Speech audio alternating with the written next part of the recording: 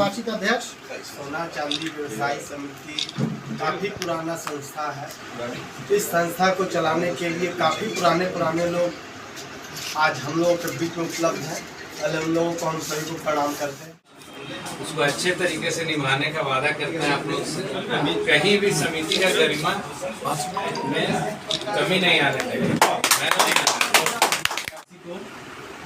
मतलब छोटा बड़ा ना करके ज़्यादा व्हाट्सएप में कुछ नहीं लिख के काम में फोकस करेंगे और जल्दी हम लोग टीम का गठन करके इसको 10-12 मेंबर बनाएंगे।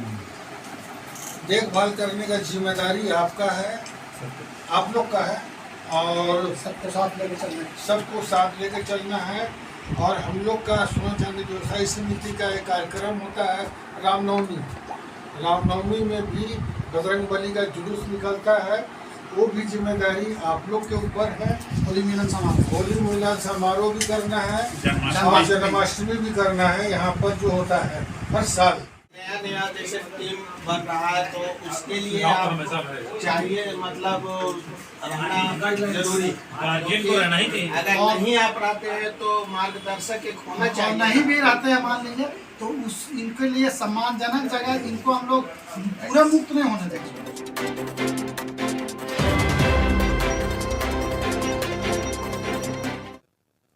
नमस्कार, आप देख रहे हैं थंडर न्यूज। मैं दीपक वर्मा। 7 वर्ष के लंबे अंतराल के बाद आखिरकार सोना चांदी व्यवसाय समिति का इस बार चुनाव हुआ। हालांकि कुछ विवाद भी हुए, कई तरह के मतभेद हुए, लेकिन आखिरकार इस सभी विवादों के बाद एक अध्यक्ष पद का चुनाव कर लिया गया। हालांकि मंत्री पद और कोषाध्यक्ष पद का जो चुनाव हुआ था वो निर्विरोध हो गया, लेकिन अध्यक्ष पद के लिए 3 दावेदार थे और 3 दावेदारों में बाजी मारी है जितेंद्र कुमार वर्मा जी ने, और वे बने हैं इस बार के अध्यक्ष। इस अध्यक्ष पद को प्राप्त करने के बाद आज आम बैठक रखी गई और इस बैठक में जो पूर्व के अध्यक्ष थे और साथ साथ में यहाँ के जो संरक्षक थे वो सभी यहाँ पे आए और साथ ही इस समिति के भी सदस्य हो यहाँ पे आए और अपने अपने विचार रखा कि आगामी जब ये अध्यक्ष पद मिलेंगे और साथ साथ कार्य समिति का जो विस्तार होगा इसमें कैसे कार्य किया जाएगा। सबसे पहले जानेंगे कि ये जो अध्यक्ष पद का जो चुनाव हुआ इसमें पूर्व अध्यक्ष की क्या भूमिका रही और वो इस पद को जब नए अध्यक्ष को सौंपेंगे तो क्या कुछ देंगे। हमारे साथ हैं रवि कुमार पिंकू जी, और पहले तो इनसे कहेंगे कि सर ये अध्यक्ष पद का जो चुनाव हुआ आपकी नज़र में क्या लगता है, किस तरह का चुनाव? देखिए, सबसे पहले तो मैं बतला दूं कि ये लंबी अंतराल के बाद चुनाव नहीं हुई है। हम लोगों का जो टर्म होता है वह 3-3.5 साल के लिए ही होता है और 2016 में जब मैं अध्यक्ष बना था, मेरी अध्यक्षता में यह जो स्वर्णकार सदन जो आप देख रहे हैं इसका निर्माण हुआ था और मेरे कार्यों से खुश होकर मेरे जो संरक्षक लोग थे उन्होंने मुझे कार्य विस्तार दिया था एक टर्म के लिए, ताकि बचे हुए कामों को हम कर सके। और पहले टर्म में तो हम कंस्ट्रक्शन और लोगों को समझाने बुझाने जोड़ने में लगे थे। दूसरे टर्म में हम अपने समाज में जो कुरीतियाँ थी उसको दूर करने में, लोगों को बौद्धिक दे देकर सामाजिक महत्व को बताने में समय दिया। और निश्चित रूप से इसको आप लंबे अंतराल का नाम नहीं दे सकते क्योंकि वह एक प्रक्रिया थी।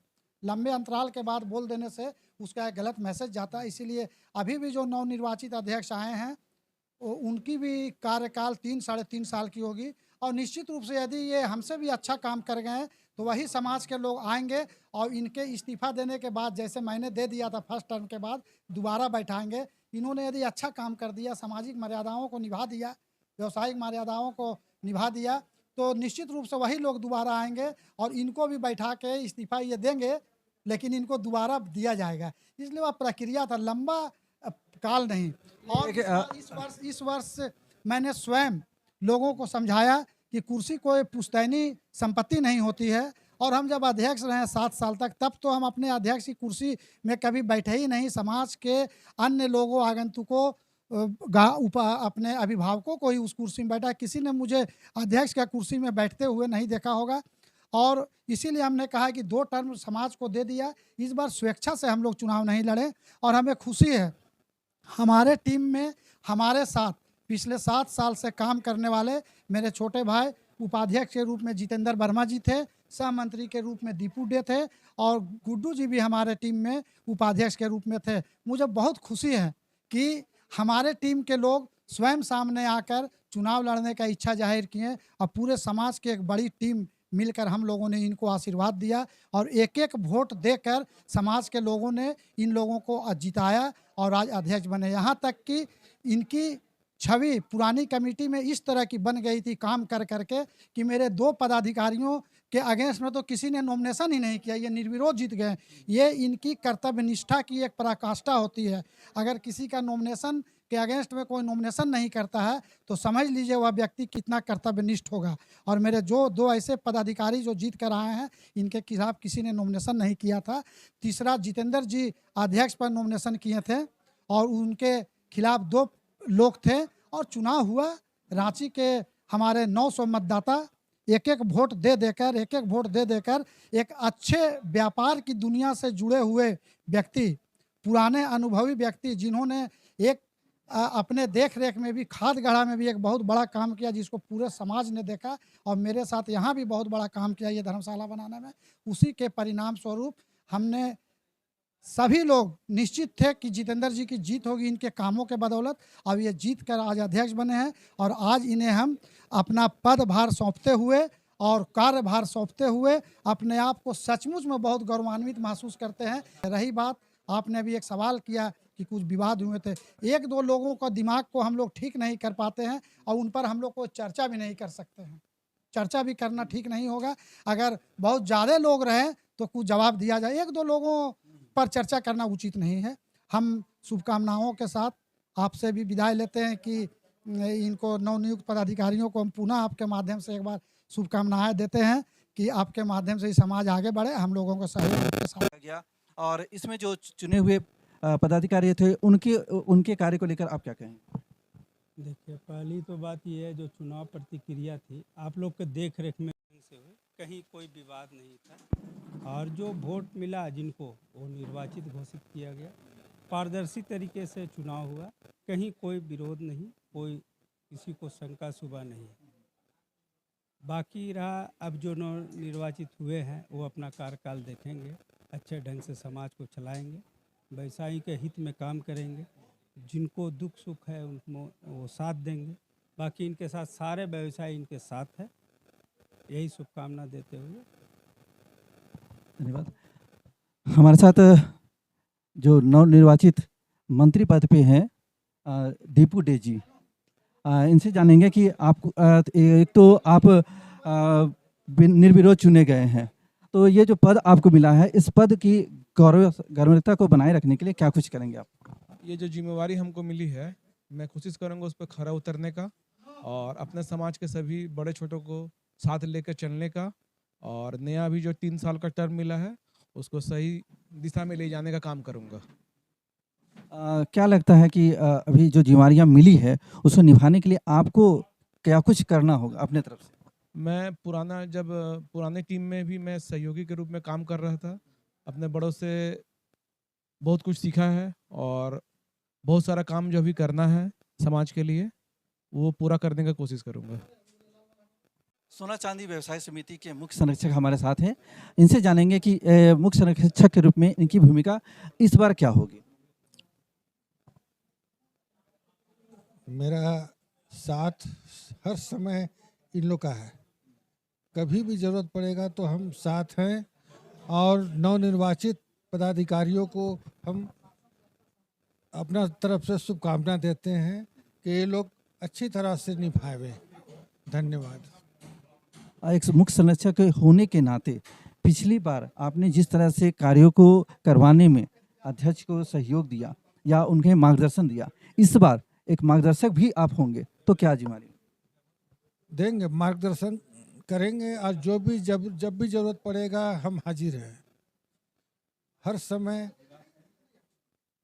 तैयार रहते हैं कि मेरा ज़रूरत पड़े जाएंगे या आवेंगे तो भी बताएंगे, कहीं जाना पड़ जाएगा तो भी जा सकते हैं।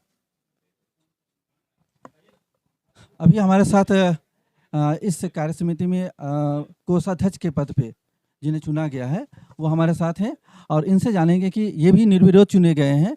तो निर्विरोध चुनने के कारण जैसा कि रवि कुमार पिंकू जी ने बताया कि इनका पिछले गत वर्ष का जो कार्य था वो काफ़ी प्रभावित रहा, तो इस बार इस बार जो इन्हें पद मिला है उससे बढ़कर पद मिला है, और इस कोषाध्यक्ष पद के लिए वो किस तरह से अपना कार्य का निर्वहन करेंगे? पिछले कमेटी में हमने करीब 7 साल तक कंटिन्यूअस पूर्व कमेटी को सहयोग दिया है और पूरे तन मन धन से दिया है, और अब जबकि पदभार मिल गया है तो पिछले जो टेन्योर में मैंने काम किया है उससे बेहतर काम करके दूंगा। बस इसी भरोसे से मैंने नामांकन किया और आप रिजल्ट देख रहे हैं। जैसे कि मैंने पहले भी पूछा है कि कोष की जिम्मेदारी सबसे बड़ी जिम्मेदारी होती है, तो कोष की व्यवस्था, क्योंकि बहुत से कार्य है जो करना है, सामाजिक कार्य में बहुत से ऐसे कार्य हैं जहां जैसे कि किसी को इंस्टेंट ज़रूरत पड़ी, कहीं किसी के साथ घटना हुई, तो इसमें कोष होना जरूरी है। तो ऐसे में आप क्या करेंगे, कैसे व्यवस्था करेंगे, कैसे सहयोग लेंगे लोगों से? कोष का व्यवस्था है सो जैसे पिछली कमेटी करते आई थी वो तो चलेगी ही उसी हिसाब से, लेकिन कुछ हम लोग कुछ उसमें नया भी ऐसा करेंगे जो कि अभी मैं नहीं बतला पाऊंगा, आपको घोषणा नहीं कर पाऊंगा, लेकिन एक योजना के तहत काम होगा अभी और आपको रिजल्ट 2-3 महीना के अंदर दिखेगा।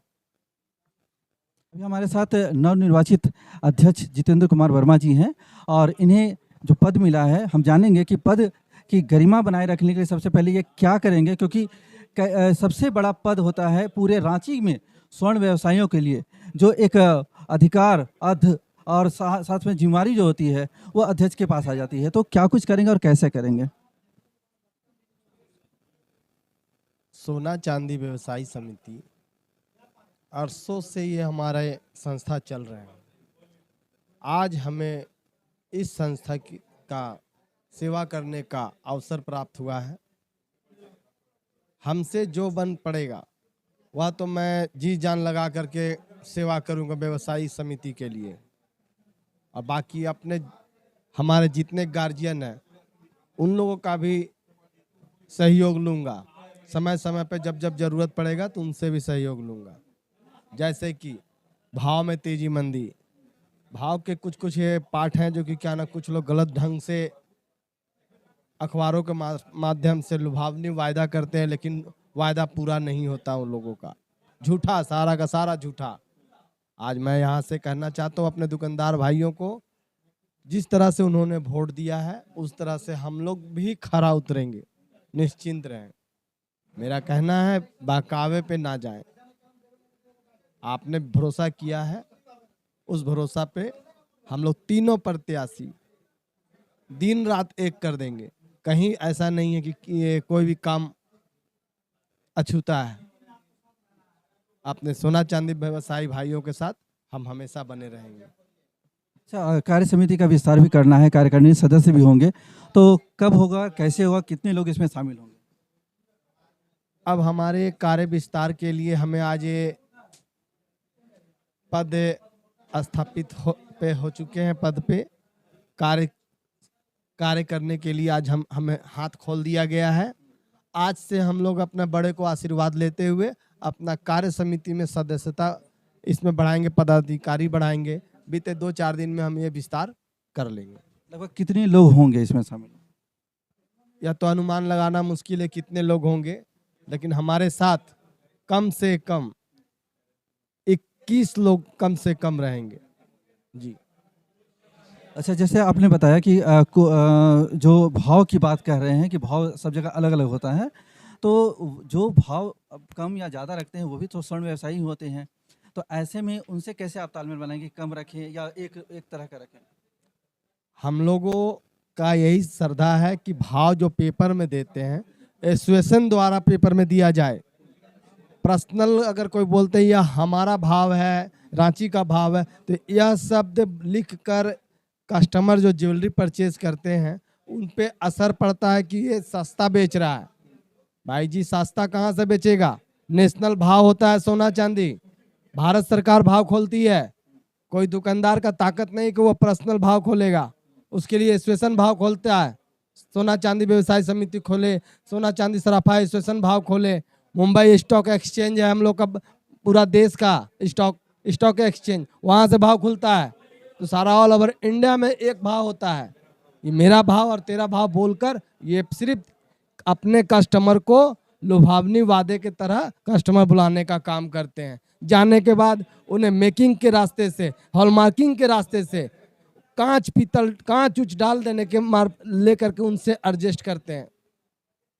एक और सवाल है, 850 मतदाता थे जिसमें 700 कुछ मतदाताओं ने आपको वोट दिया है, उनकी उम्मीदें हैं, लेकिन जो नहीं जुड़ पाए हैं इस मतदाता सूची में बहुत लोगों का नाम कट गया है।